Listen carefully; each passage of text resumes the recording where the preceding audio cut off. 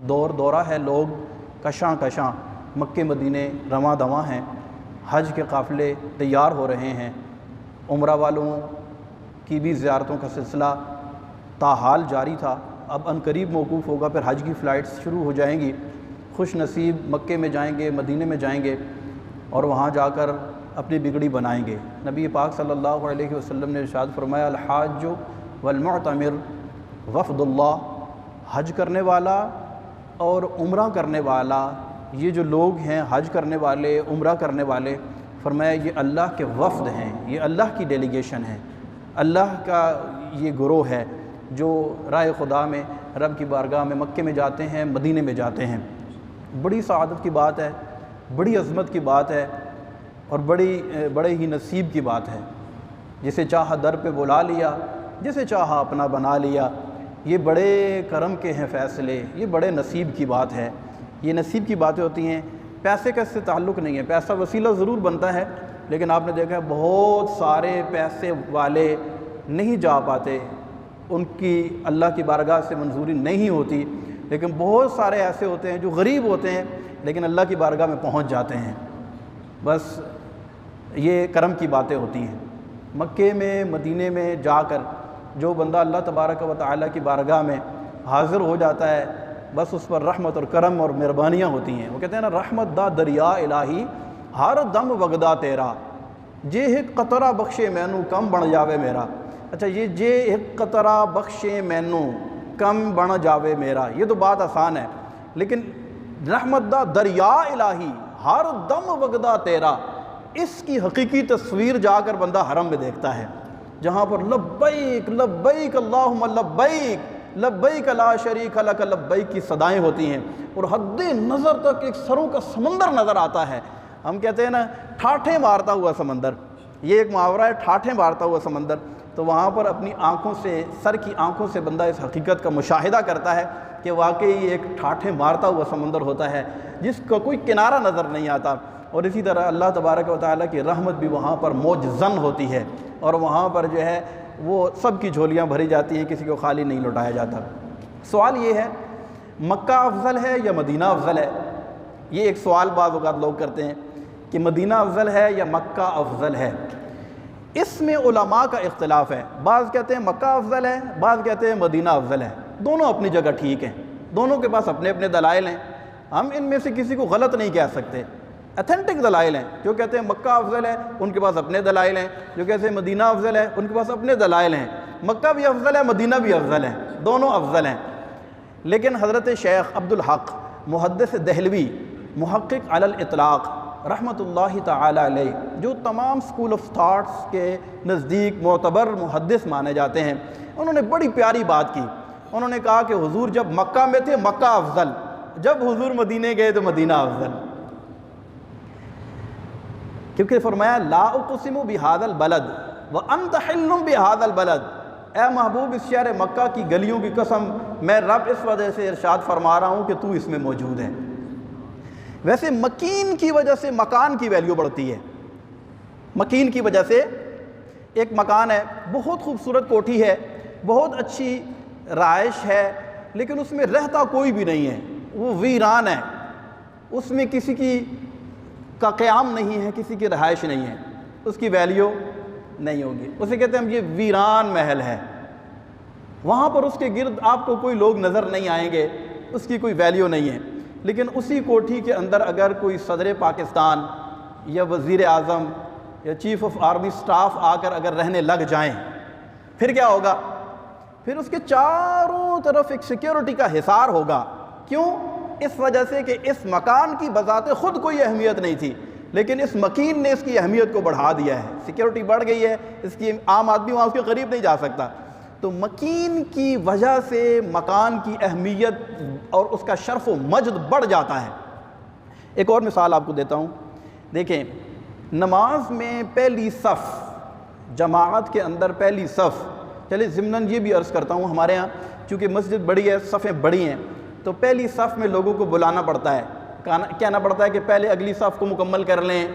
और ऐसा भी होता है कि कोने तक लोग मुकम्मल नहीं करते, पीछे सफ़ बनाना शुरू कर देते हैं। याद रखें, हमारे नबी पाक सल्लल्लाहु अलैहि वसल्लम ने इरशाद फरमाया कि अगर लोगों को ये मालूम हो जाए कि पहली सफ़ में नमाज पढ़ने का कितना सवाब है, तो लोग पहले ही आके उसमें कुरानदाजी करें, पर्चियाँ डालें, जिसका नाम निकले वो पहली सफ़ में खड़ा हो। यानी इतना सवाब है पहली सफ़ में खड़ा होने का। और हमें चाहिए कि जब हम दूर से आते हैं तो कोशिश करें कि हम पहली सफ़ में खड़े हों, पहले ही आके, जब अगर जमात से पहले हम आ गए तो पहली सफ़ के अंदर आकर बैठ जाएं, ताकि हमें पहली सफ़ में नमाज़ पढ़ने का सवाब हासिल हो जाए। पहली सफ़ वालों पर अल्लाह तबारक व तआला नज़र रहमत फरमाता है, बहुत सवाब है इसका। अच्छा, सवाल ये है कि ये पहली सफ़ का सवाब क्यों है, या कौन सी सफ़ पहली है, एक सवाल है। अब ये जो हमारे मस्जिद में यहाँ पर ये पहली सफ़ में लोग बैठे हैं, आप कहेंगे ये पहली सफ़ है, ये मस्जिद की क्या है, ये पहली सफ़ है।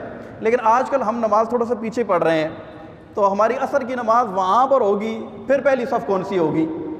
आप सब जानते हैं कि फिर पहली सफ़ ये, यानी जिसका सवाब आया हदीस में कि पहली सफ़ में नमाज पढ़ने का सवाब है, फिर वो सवाब कहाँ पर खड़े होने पर मिलेगा? वो वहाँ पर मिलेगा जहाँ इमाम खड़ा हुआ है। इमाम के मुत्तसिल माबाद जो सफ़ बनाई जाती है, इसे कहते हैं ये पहली सफ़ है। और इस पहली सफ़ के बारे में फरमाया कि इस पहली सफ़ वाले को इतना सवाब मिलता है, और फरमाया कि इस पर अल्लाह तबारक व तआला नज़र रहमत फरमाता है। तो पता चला कि मेरे जैसा कोई इमाम 1400 साल के बाद अगर मुसल्ला यहाँ बिछाए तो पहली सफ़ ये हो गई, और मुसल्ला अगर बाहर बिछाए तो उसके साथ पीछे वाली सफ़ पहली हो गई, और अगर मुसल्ला सेन में बिछा ले तो उसके पीछे जो सफ़ है वो पहली सफ़ हो गई। तो सवाब, शर्फ व मजद और अहमियत इमाम के मुसल्ला बदलने से बदलती चली जाती है। तो मकीन गुंबद खजरा जब मक्के में थे तो मक्का सबसे ज़्यादा अफजल, और मक्के की अहमियत सबसे ज़्यादा अफजल, मक्के की बुजुर्गी सबसे ज़्यादा अफजल। और जब मकीन गुंबद खजरा में तशरीफ़ फरमा हुए, मदीने में आए तो मदीना सबसे अफजल। तो बात यह है मोहब्बत की, वो कहते हैं ना, तैबा न सही अफजल, मक्का ही बड़ा जाहिद, हम इश्क के बंदे हैं क्यों बात बढ़ाई है। तो मक्का भी अफजल और मदीना भी अफजल। हज़रत इमाम जाफ़र सादिक़ रहमतुल्लाहि ताला अलैह, सादात के चश्मो चराग़, इनकी हज़रत दाऊद ताई रहमतुल्लाहि ताला अलैह से दोस्ती थी, आपस में गुफ्तगू वगैरह करते थे। एक मरतबा हज़रत दाऊद ताई रहमतुल्लाहि ताला अलैह हज करके वापस आए तो इमाम जाफ़र सादिक़ रहमतुल्लाहि ताला अलैह फरमाने लगे कि जो बंदा मक्के से हो के आ जाता है, जो बंदा मक्के से हो के आ जाता है, अल्लाह तबारक व तआला उसे दोज़ख में नहीं डालता, उसे दोज़ख में नहीं डालेगा। जो मक्के से हो के, हरम से हो के आ गया, अल्लाह उसे दोज़ख में। हज़रत दाऊद ताई ने कहा, आपके पास इसकी कोई दलील है? कहने लगे, मक्के में, हरम में, काबे का तवाफ़ जाकर वही करेगा जो अल्लाह को रब मानता होगा। और अल्लाह के रसूल सल्लल्लाहु अलैहि वसल्लम ने इरशाद फरमाया, मन क़ाल ला इलाहा इल्लल्लाह दखल अल जन्ना, कि जिसने एक मरतबा कहा ला इलाहा इल्लल्लाह वो जन्नत में दाखिल होगा। कहने लगे, बात पूरी नहीं हुई, खाली मक्के से काम नहीं बनेगा। मदीने की फजीलत ये है कि जो बंदा मदीने में जाएगा, अल्लाह तबारक व तआला उसे ज़रूर जन्नत में दाखिल करेगा। कहने लगा, आपके पास क्या दलील है? कहने लगे, दलील बहुत पावरफुल है। रसूलुल्लाह सल्लल्लाहु अलैहि वसल्लम ने इरशाद फरमाया, मा बैन बैती व मिंबरी रौज़तुम मिन रियादिल जन्ना, मेरे घर और मेरे मिंबर के दरमियान वाली जो जगह है, ये जन्नत की क्यारियों में से एक क्यारी है। हम उसे क्या कहते हैं? रियाजुल जन्ना। तो जो मदीने में जाता है रियाजुल जन्ना में भी जाता है। अच्छा, बड़े मज़े की बात आपको बताता हूँ, दोज़ख में जो जाएगा, अल्लाह हम सबको महफूज फरमाए, कोई मुसलमान अगर अपने जुर्मों की पादाश में बतौर सज़ा उसे दोज़ख में दाखिल कर भी दिया गया था, मुसलमान, उसके दिल में ईमान था, तो एक वक्त आएगा कि ज़रूर उसे दोज़ख से निकाल कर जन्नत में दाखिल कर दिया जाएगा। दोज़ख से निकलना मुमकिन है। कई दोज़ख में जाएंगे लेकिन मुसलमान होंगे, साहिब ईमान होंगे, निकाले जाएंगे, जन्नत में दाखिल किए जाएंगे। लेकिन जो जन्नत में जाएगा, जन्नत में जाने के बाद फिर जन्नत से निकाला, ऐसा नहीं है कि ये बड़ा नेक था, पहले इस जन्नत में इसको मज़े करने दो, अब इसके बाद इसे निकाल कर दोज़ख में डाला जाएगा, ऐसा नहीं है। ये कानून है, कानून में कुदरत है। जो दोज़ख में जाएगा उसका निकलना मुमकिन, लेकिन जो जन्नत में जाएगा वो जन्नत में जाने के बाद वापस, यहाँ उलमा बड़ी प्यारी एक बात इरशाद फरमाते हैं, कहते हैं कि क्योंकि ये नस से साबित है, एक सही हदीस है नबी पाक अलैहिस्सलाम की कि मेरे घर और मेरे मिंबर के दरमियान वाली जगह रियाजुल जन्ना है, तो गोया कि ये जन्नत का टुकड़ा है। अगर हम यूँ कहें कि कोई रियाजुल जन्नत से होकर आए तो वो कहे कि मैं अल्लाह की कसम खा कर कहता हूँ कि मैं जन्नत से होकर आया हूँ, तो उसकी कसम सच्ची है, क्योंकि अल्लाह के रसूल ने फरमाया कि रियाजुल जन्ना है, ये जन्नत है। तो फरमाया कि जन्नत में जाके नार में जाता नहीं कोई, जन्नत में जाके नार में जाता नहीं कोई, शुक्र खुदा नवीद फलाहो ज़फ़र की है कि हम अगर रियाजुल जन्ना में चले गए हैं तो अल्लाह की रहमत से उम्मीद रख सकते हैं कि अब जन्नत में चले गए हैं, अब निकाल कर दोज़ख में नहीं डाला जाएगा। बात समझ रहे हैं आप? क्योंकि जन्नत है, जब जन्नत में चले गए हैं तो जन्नत से निकाल कर दोज़ख में, बस एक मोहब्बत की बात है, अल्लाह तबारक व तआला हमारे हुस्न ज़न की लाज रख ले। तो मक्का भी अफजल और मदीना भी अफजल, मेरे आका सल्लल्लाहु अलैहि वसल्लम की बारगाह में हाज़िरी का शर्फ़ हासिल हो जाना ये बड़े नसीब की बात है। और ये इस बारगाह में हाज़िर होने का हुक्म अल्लाह तबारक व तआला ने ख़ुद कुरान में इरशाद फरमाया है। फरमाया वलौ अन्नहुम इज़ ज़लमू अनफुसहुम जाऊका फस्तग़फ़रुल्लाह वस्तग़फ़र लहुमुर रसूल लवजदुल्लाह तव्वाबर रहीमा, कि अगर ये लोग अपनी जानों पर जुल्म कर बैठें, यानी गुनाह करें, अपने आप को गुनाहों से आलूदा कर लिया, नामा आमाल को गुनाहों की वजह से स्याह कर दिया, फरमाया ए महबूब सल्लल्लाहु अलैहि वसल्लम ये तेरी बारगाह में हाजिर हो जाएं, फिर क्या करें? फस्तग़फ़रुल्लाह, फिर अल्लाह की बारगाह में इस्तिग़फ़ार करें, वस्तग़फ़र लहुमुर रसूल, और ये रसूल भी इनकी सिफारिश अल्लाह की बारगाह में करें, इनकी तरफ से मग़फ़िरत की दुआ करें। फिर क्या होगा? लवजदुल्लाह तव्वाबर रहीमा, फिर अल्लाह तबारक व तआला को वो बख्शने वाला मेहरबान पाएंगे। अच्छा, इस बारगाह में भेजने वाला कौन? अल्लाह। जिसके पास भेजा जा रहा है वो कौन?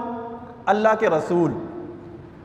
तो वो कहते हैं कि हम भिखारी, वो गनी, उनका खुदा, उनसे फजूं और ना कहना नहीं, आदत रसूलुल्लाह की। अब ये जाऊ का जो है ना, जाऊ का, ए महबूब आपकी बारगाह में ये लोग जो गुनाह कर चुके हैं, अब नादिम और शर्मिंदा होकर तौबा करते हुए, अल्लाह की बारगाह में इस्तिग़फ़ार करते हुए आपकी बारगाह में हाजिर हो जाएं, अल्लाह इन पर करम करेगा। तो मुजरिम बुलाए आए हैं, जाऊ का है गवाह, फिर रद्द हो कब ये शान करीमों के दर की है।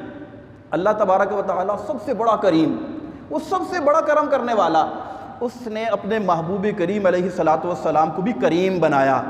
अब दरमियान में आ गए हमारे गुनाह। अब एक करीम जो सबसे बड़ा करीम है वो दूसरे करीम के पास भेज रहा है कि जाओ जाकर इस्तिग़फ़ार करो। तो फरमाया कि मुजरिम बुलाए आए हैं, मुजरिम अपने पास से अपनी मर्ज़ी से नहीं आए हैं, मुजरिम बुलाए आए हैं। जाऊ का यानी कुरान की ये आयत जाऊ का है गवाह, फिर रद्द हो कब ये शान करीमों के दर की है। फिर वहाँ बुलाकर रद्द कर दिए जाए, जा तेरी बख्शिश नहीं होगी, जा तेरी मग़फ़िरत नहीं होगी, ये कैसे मुमकिन है। कुर्तुबी शरीफ के अंदर एक हदीस मनक़ूल है, नबी पाक सल्लल्लाहु अलैहि वसल्लम के विसाल ज़ाहिरी के चंद दिन बाद एक आराबी यानी देहाती रसूलुल्लाह सल्लल्लाहु अलैहि वसल्लम की बारगाह में हाज़िर हुआ। पता चला आपका विसाल हो गया है, आप दुनिया से पर्दा फरमा चुके हैं, कहा आपके मज़ार पर मुझे ले जाएं। ले जाया गया, कच्ची कब्र थी, रोने लगा, आंखों से ज़ारो कतार आंसू जारी हैं, नदामत की वजह से हिचकियाँ बंद गई हैं, और मज़ार के पास जाकर लोट पोट होने लगा, कहने लगा या रसूलल्लाह मैं खुद नहीं आया, मुझे रब ने भेजा है और कहा है कि जो अपनी जान पर जुल्म करे महबूब की बारगाह में हाजिर हो जाए। मैं मग़फ़िरत की बड़ी उम्मीद लेकर आया हूँ, आप दुनिया से पर्दा कर चुके हैं, रब की बारगाह में मेरी सिफारिश करें ना, मेरी शफाअत करें ना, मुझे बख्शवाएँ ना। रावी कहते हैं कि क़ब्र अनवर से बज़बान फ़सीह ये जवाब आया क़द गुफ़िर लक, तहक़ीक़ तेरी मग़फ़िरत हो गई। और अल्लाह के रसूल सल्लल्लाहु अलैहि वसल्लम की बारगाह में जो जाकर दुआ करता है, मेरे आका सल्लल्लाहु अलैहि वसल्लम ने इरशाद फरमाया मन ज़ार क़ब्री, जिसने मेरे मज़ार की, मेरी क़ब्र की ज़ियारत की, फरमाया वजबत लहू शफ़ाअती, उस पर मेरी शफ़ाअत वाजिब हो गई। यानी रसूलुल्लाह सल्लल्लाहु अलैहि वसल्लम की बारगाह में हाज़िर होना ये बहुत ही सआदत की बात है। और हमारे बुज़ुर्गान दीन, पिछले जुमे में मैंने अर्ज़ किया था कि मदीने में आते, मदीने से बाहर ना निकलते कि कहीं मौत ना आ जाए। हज़रत इमाम मालिक रहमतुल्लाहि ताला अलैह बहुत बड़े आशिक रसूल थे। बल्कि जब इश्क व मोहब्बत की बात चले, जब ताज़ीम मदीना की बात चले, जब अदब मदीना की बात चले और इमाम मालिक का जिक्र ना किया जाए तो बात अधूरी रह जाएगी। इमाम मालिक रहमतुल्लाहि ताला अलैह का हाल ये था कि आप मदीने में रहते थे, मदीने से बाहर क़ज़ाए हाजत के लिए जाते थे, मदीने के अंदर क़ज़ाए हाजत के लिए नहीं, क़ज़ाए हाजत नहीं करते थे कि कहीं इस शहर की बेअदबी ना हो जाए। इमाम मालिक दरसे हदीस देते, देखें अदब का आलम ये था। तो क्या कहते हैं, कहते हैं काला काला रसूलुल्लाह सल्लल्लाहु अलैहि वसल्लम। जब ये बात करते हैं ना तो इशारा करते हैं कब्र अनवर की तरफ कि इस अल्लाह के रसूल, इस गुंबद खज़रा के मकीन ने ये इरशाद फरमाया है। और हदीस की किताब जब अपने सामने रखते तो आपको पता है कि किताब के जब वरक़ उल्टें तो आवाज़ आती है। लेकिन इमाम शाफ़िई रहमतुल्लाहि ताला अलैह हदीस में इमाम मालिक के शागिर्द हैं। इमाम शाफ़िई कहते हैं कि मुझे इमाम मालिक की बहुत सारी बातों ने मुतासिर किया, लेकिन जब मैंने उनका ये अमल देखा तो मैं बहुत ही ज़्यादा उनका गर्विदा हो गया। क्योंकि जब वो हदीस की किताब का वरक़ उलटते तो वरक़ को ऐसे पकड़ते, दोनों हाथों से पकड़कर आराम से दूसरी तरफ उलटते कि वरक़ के खड़खड़ाने की आवाज़ भी महबूब की बारगाह में ना बुलंद हो। यानी अदब गा हेस्त ज़ेरे आसमां अज अर्श नाजुक तर, नफस गुम करदा मी आयद जुनेदो बा यजीद ई जा। ये ऐसा मकाम है जहाँ जुनेद और बा यजीद जैसे जलीलुल क़द्र औलिया भी जब जाते हैं तो नफस गुम करदा मी आयद, थर थर कांपते हैं कि कहीं ऐसा ना हो कि बेअदबी हो जाए।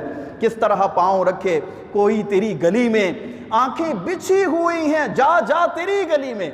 जो भी कोई जाता है, चाहे वो वक्त का गौस हो, चाहे वो कितना ही बड़ा वली हो, लेकिन वहाँ भिखारी बनकर जाता है। दुनिया का कितना बड़ा शहंशाह हो, जितना बड़ा बादशाह हो, कोई भी किसी ओहदे पर फायज हो, लेकिन महबूब की बारगाह में जाता है तो कशकोल लेकर जाता है, या रसूलुल्लाह मैं आपका मंगता बनकर यहाँ पर आया हूँ।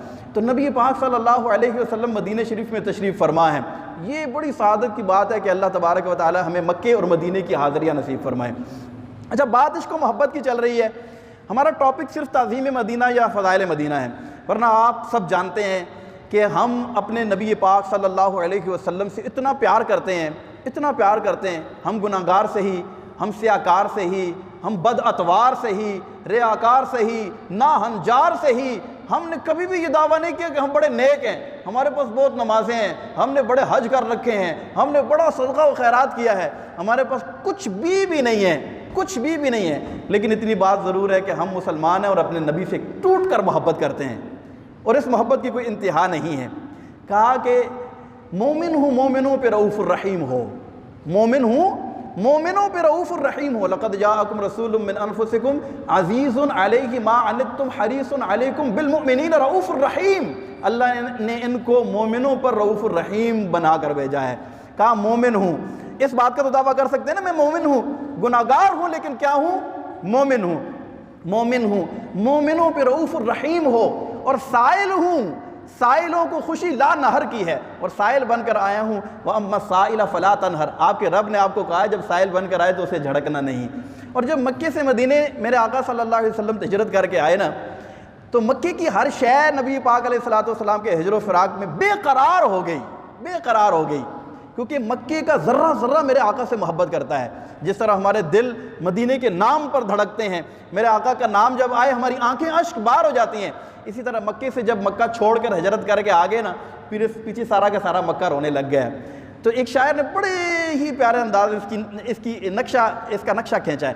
कहा कि कालक जबी की सजदा दर से छुड़ाओगे। हमने कहा था कि ये जो हजर अस्वद है ये अबयद था, यानी सफ़ेद था, लोगों के गुनाहों की वजह से काला हो गया, तो लोगों के गुनाह चूस चूस कर इसका रंग ही काला हो गया।